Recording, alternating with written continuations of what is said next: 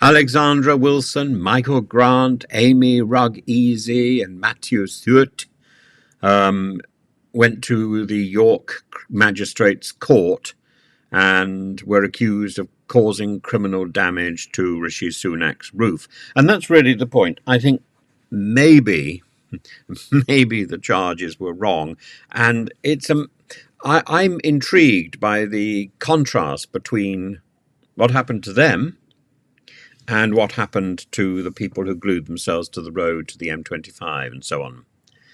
Because the curious case of the four Greenpeace, I want to say Greensleeves, Greenpeace activists who decided to go where no environmentalist had gone before, onto Rishi Sunak's roof.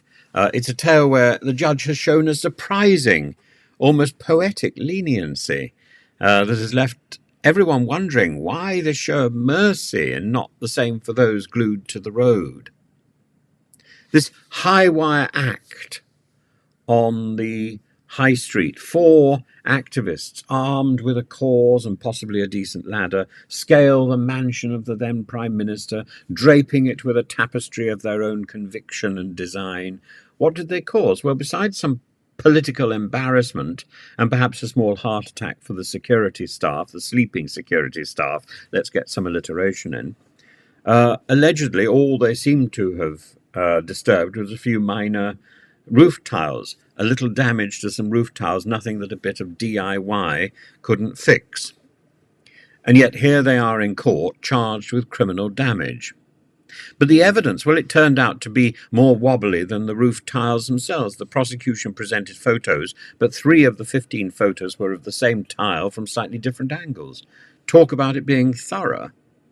Even the roofer, brought in as an expert witness, had to squint at the pictures like a true connoisseur, only to conclude that the damage might have been from before the activists even scaled the roof, and decided to channel their inner Spider-Man.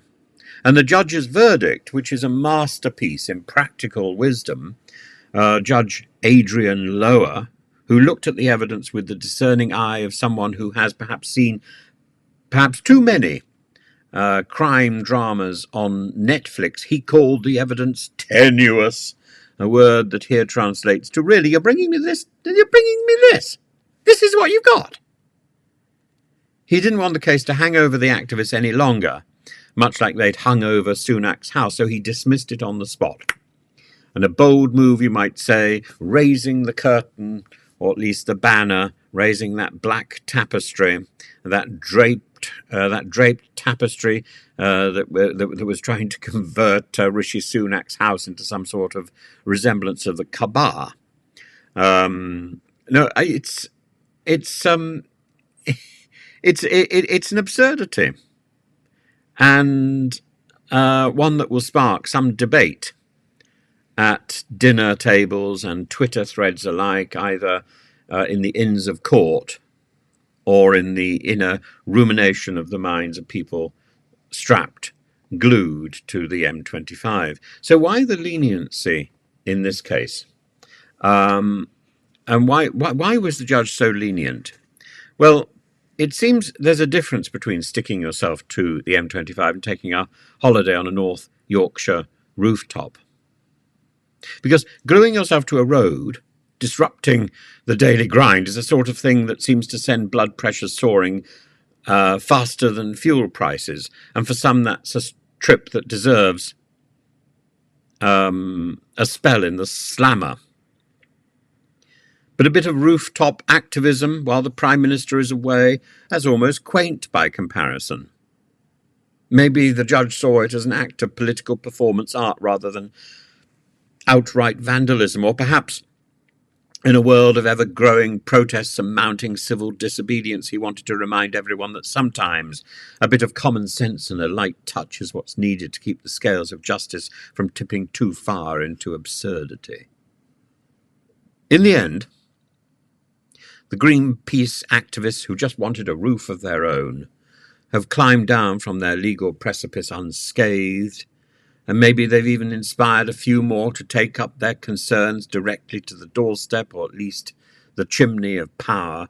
And as for Judge Lower, He's probably enjoying a well-deserved cup of tea, knowing that for once a ruling has left us chuckling rather than fuming. But what I don't understand is why somebody who glued themselves to the road, to the M25, deserves a longer jail sentence than somebody who was rioting on the street and causing arson. It doesn't make very much sense to me. And the next time that I suppose you might be considering a bold protest move, for whatever reason, for whatever cause, I suppose one should remember this story. It's one thing to climb a roof, it's quite another to stick yourself to the road. And if you get caught on the road, which is highly likely because you've got no escape, you're stuck there, hope for a judge who knows when to laugh, when to sigh, and when to let things go.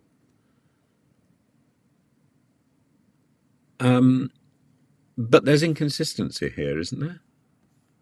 And I think probably these people were charged with the wrong misdemeanor. This isn't about criminal damage. This is about security and privilege, or security and privacy, not privilege. Not privilege. It is about privilege as well, isn't it? But security. It's about security. And this is about embarrassment. And it shows that the Prime Minister is embarrassed, or the previous Prime Minister is embarrassed. But isn't gluing yourself to the road also about security, privilege, and privacy? You know, to get onto the M25, glue yourself to the road, doesn't that show that the system is unsafe, that the roads are unsafe? And how on earth do you get onto the M25 with all the traffic there in order to glue yourself to the road?